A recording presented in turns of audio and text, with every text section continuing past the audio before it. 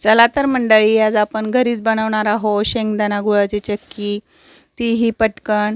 पाकाचं perfect प्रमाण सांगणार आहे मी तुम्हाला. पाक व्यवस्थित जमला की आपली शेंगदाण्याची चिक्की छान होते, चकचकीत होते. तर त्यासाठी आपण घेणार आहोत समप्रमाणात शेंगदाणे आणि गूळ, दोन्ही समप्रमाणात घ्यायचे आहे. शेंगदाणे 200 ग्रॅम आणि गूळ 200 ग्रॅम घेतलेला आहे मी. तर आपण शेंगदाणे भाजून घेतलेले आहे. पूर्ण शेंगदाण्याची साल निघते या पद्धतीने, व्हिडिओत दाखवलेल्या पद्धतीने करायचे आहे.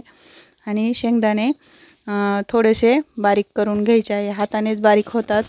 एका शेंगदाण्याचे 2 भाग या पद्धतीने करून घ्यायचे आहे. आणि ते तितक्याच वजनाचा आपण गूळ घेतलेला आहे. तर आपण लगेच गुळाचा पाक बनवून घेऊया. त्यासाठी मी इथे 1 चमचा साजूक तूप कढईत गरम करायला ठेवलेला आहे. आणि त्यामध्ये आपण लगेच गूळ टाकून घेणार आहोत. शेंगदाणा चिक्की बनवण्यासाठी आपल्याला गुळाचा पाक व्यवस्थित बनला की आपली शेंगदाण्याची चिक्की परफेक्ट बनते. तर त्यासाठी आपण इथं पाणी न घालता तुपामध्ये छान गरम करून घेणार आहोत. पाकाचं प्रमाण परफेक्ट जमलं की आपली चिक्की कधीही बिघडत नाही. आपल्याला पाक जास्त सैल ठेवायचा नाही, आपल्याला कडक पाक बनवायचा आहे. तर पाक चेक करण्याची पद्धतही मी तुम्हाला व्हिडिओमध्ये दाखवणार आहे. व्हिडिओ पूर्ण बघा, अर्धवट व्हिडिओ बघू नका. चिक्की बनवण्यासाठी मेन तर पाक बनवणंच मेन आहे. पाकाची प्रोसेस छान जमली की आपली चिक्की छान जमते.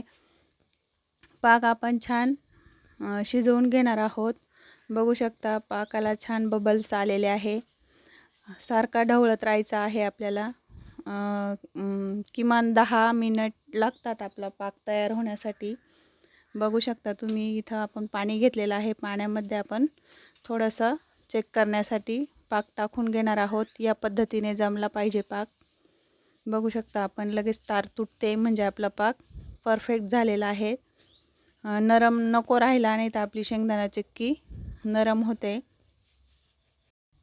यामध्ये आपण लगेच बारीक केलेले शेंगदाण्याचं मिश्रण टाकून घेणार आहोत. मिश्रण एकजीव करून घ्यायचं आहे. गरम गरम आहे तोपर्यंतच आपण हे सगळं एकजीव करून घेणार आहोत. थंड झाल्यावर होत नाही. गॅस बंद केला तरी चालतो. पाक परफेक्ट शिजला की आपलं सगळं व्यवस्थित जमतं. आपण इथे थोडेसे ड्रायफ्रूट्स टाकून घेणार आहोत आणि वेलची पावडर. ड्रायफ्रूट ऑप्शनल आहे, हवे तर टाकू शकता, नाही टाकले तरी जमतील. छान मिक्स करून घेऊ आपण हे सर्व साहित्य. रेसिपी पूर्ण बघितली तर आपल्याला पूर्ण प्रोसेस समजते, त्यामुळे पूर्ण व्हिडिओ बघा म्हणजे आपली चिक्की बिघडणार नाही. बघू शकता तुम्ही, या पद्धतीने आपण सर्व एकजीव केलेला आहे. पण लगेच पोलपटाला तेल लावून घेतलेलं आहे. इथे तूप लावून नाही घ्यायचं, आपण तेल लावलेलं आहे आणि त्यावर तयार मिश्रण टाकून घ्यायचं आहे. छान मिश्रण आपलं सेट झालेलं आहे. आपण यावर टाकून घेऊ. या पद्धतीने व्हिडिओ दाखवल्या पद्धतीने आपण टाकून घ्यायचं आहे. मिश्रण खाली चिटकत पण नाही. या पद्धतीने सर्व मिश्रण मी येथे टाकून घेतलेलं आहे आणि लाटण्याच्या साहाय्याने, लाटण्याला पण तेल लावून घेतलेलं आहे आणि छान लाटून घेऊ. आपल्याला हव्या त्या आकाराच्या आपण इथे काप देणार आहोत. बघू शकता व्हिडिओत दाखवल्याप्रमाणे मी छान हे सारखं चौबाजूंनी लाटून घेतलेलं आहे. बघू शकता तुम्ही, इथे मी जाडही नाही ठेवलं जास्त आणि पातळ पण नाही. आणि या पद्धतीने सुरीच्या साहाय्याने आपण कट करून घेऊया. तुम्हाला हव्या त्या आकाराच्या तुम्ही इथे शेप देऊ शकता. मी इथे चौकोनी शेप देणार आहे.